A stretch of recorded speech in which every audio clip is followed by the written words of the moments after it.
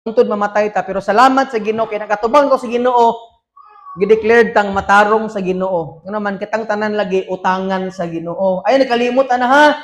Kasi mo dapat utangan ka sa Ginoo, pero gibayran ni Lord ng utang nimo. Ikaw ang utangan, siya nagbayad.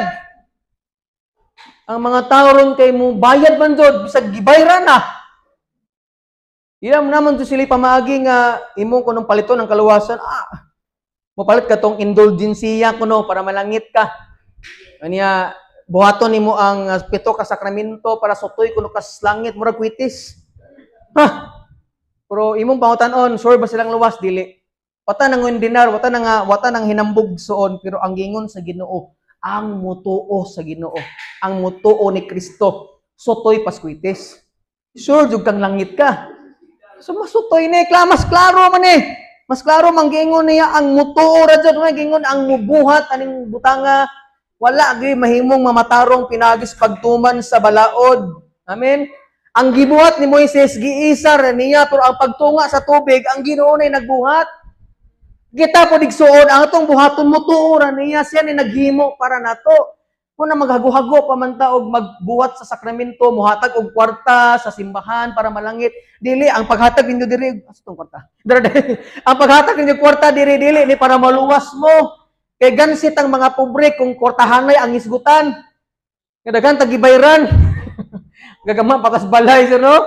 Napatay anak ng gialimang, nagpaskulahon pa na, nagbubahay para simbahan para malangit. Ayun na, wala ayun naggago-hago. Simba na ka nagpasalamat kas kaluwasan nga ihatag sa Ginoo nimo.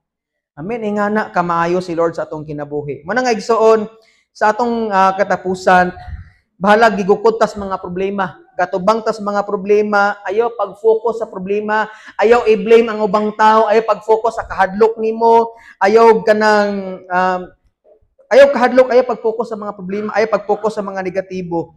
Padayon lang sa kinabuhi, hilom, pero ampo kas Ginoo.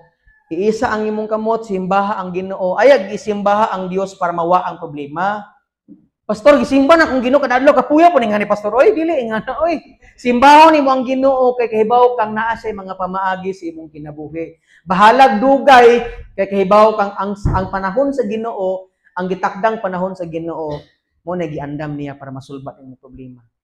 Bahala na, kada adlaw simbaha siya, manaa kay problema or wala, simbaha ang Ginoo. Nganuman nagpasalamat ka sa mga problema nga gisulbad niya, nya simba pug ka kay kibaw kang siya ay mangitag pamaagi sa mga problema pagsulay nimo sa umabot sa imong kinabuhi. Amen. Hinaot igsoon sa atong kinabuhi karon mas mudako ang atong pagtuo sa Ginoo dili sa